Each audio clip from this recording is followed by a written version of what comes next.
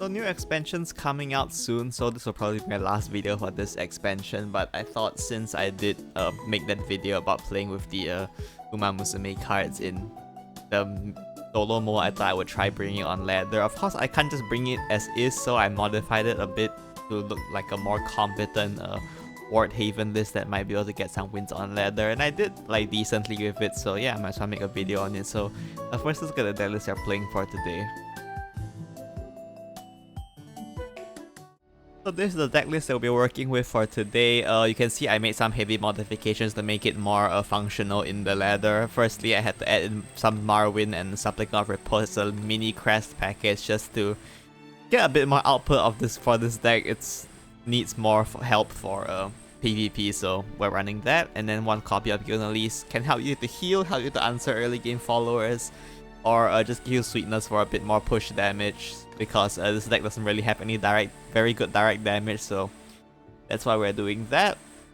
And this also makes it so that we fill out our Aether's board better, because we don't necessarily always want to just guarantee Haru Urara, and we also have more board space to work with now, so having more low-cost followers help guarantee Aether has better value. And then unfortunately we had to cut Oguri down to 2 just because she's not that good in this deck. The stun damage can surprise lethal sometimes, but for the most part you're relying on other things to win. So we had to cut her down a bit. So yeah, this is the decklist we're playing for today. Let's look at some games. Our first match for today will be against Rune. This matchup can be quite bad because they can kill us on turn 10 and we can't do the same. So yeah, for the mulligan, we usually hard search Wilbur. You can keep Grimnir early on if you are bold, and you can keep Serene Sanctuary because that draws more cards than just keeping or then just throwing away a card for Wilbur. So yeah, we look for Wilbur. If we already secure Wilbur, you want to find early game cards. Serene Sanctuary is great.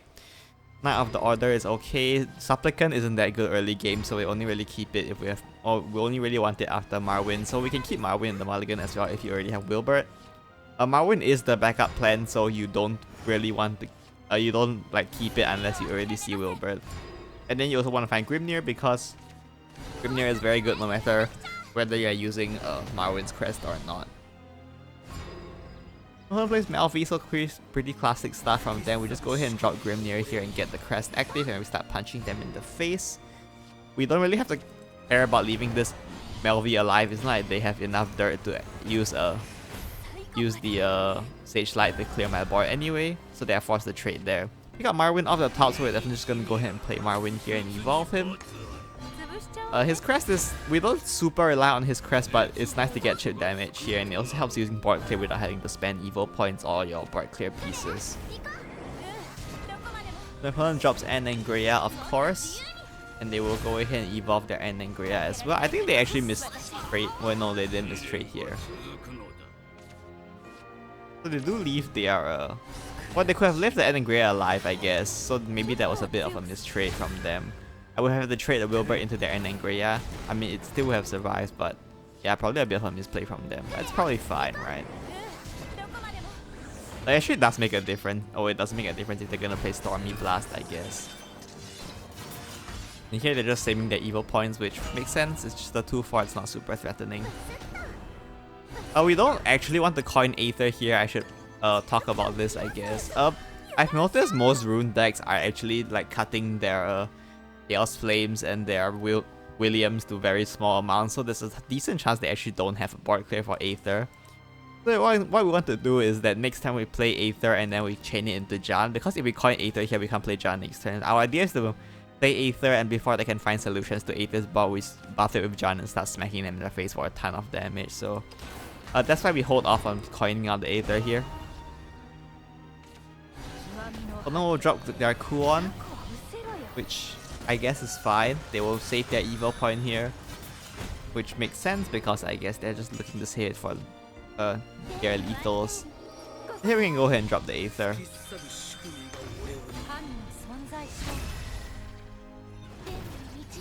And we do end up trading here. I believe it's the same amount of damage to their face no matter if I trade or let Marwyn Crest deal damage, so it doesn't really matter. We do have to spend the holiness, the dose of holiness there no matter what as well, so unfortunately there's that.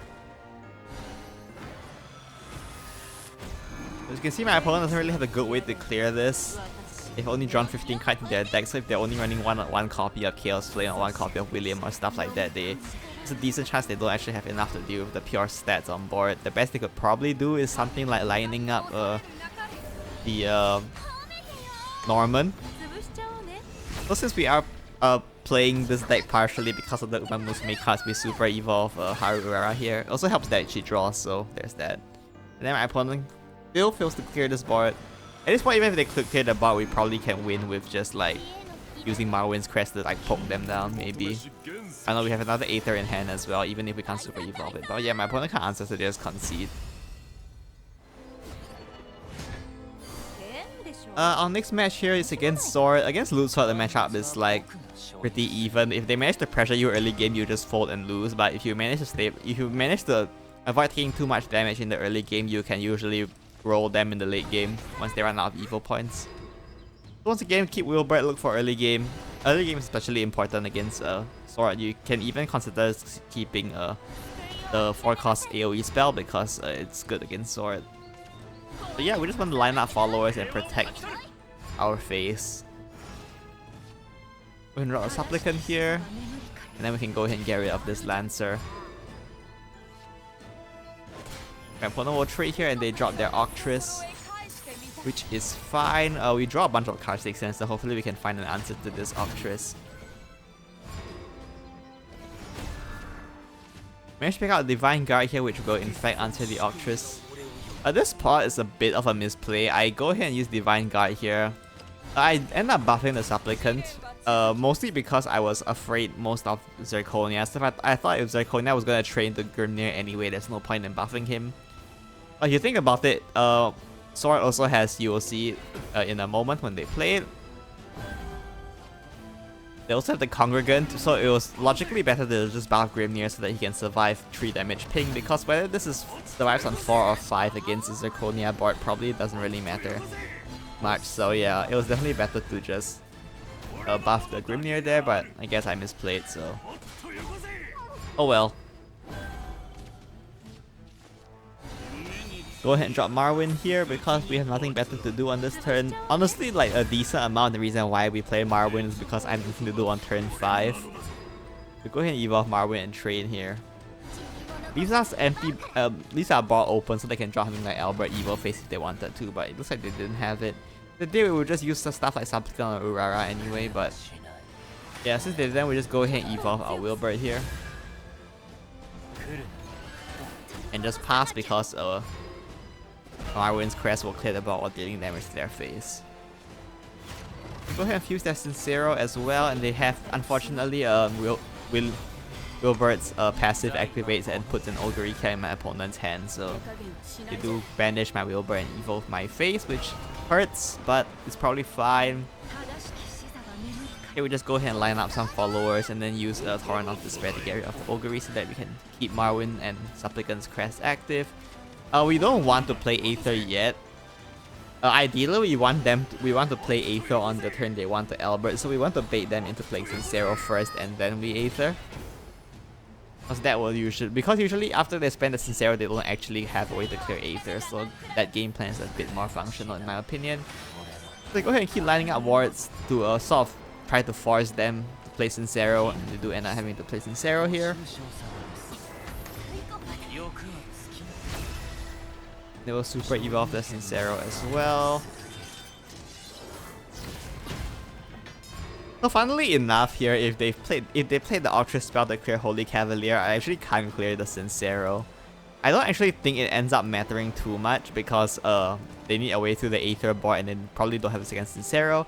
Even if they did have a second Sincero, it probably wouldn't have enough loots to clear my board, so it would have been fine that way, but luckily for me, they didn't play the spell, so I can just clear Sincero here, which is definitely much safer than leaving it alive. Go ahead and super evolve Aether here, of course, and then we can just get rid of this Sincero using Grimnir's Crest. At this point, my opponent shouldn't be able to answer this board, and they can't, so they just go ahead and drop Luminous Magus to sort of chip my board down, I guess, by lining up followers I have to trade into. But unfortunately for them, I have John to just send this board to the Shadow Realm, so we can buff our own, so they will just die. So that's it for this game.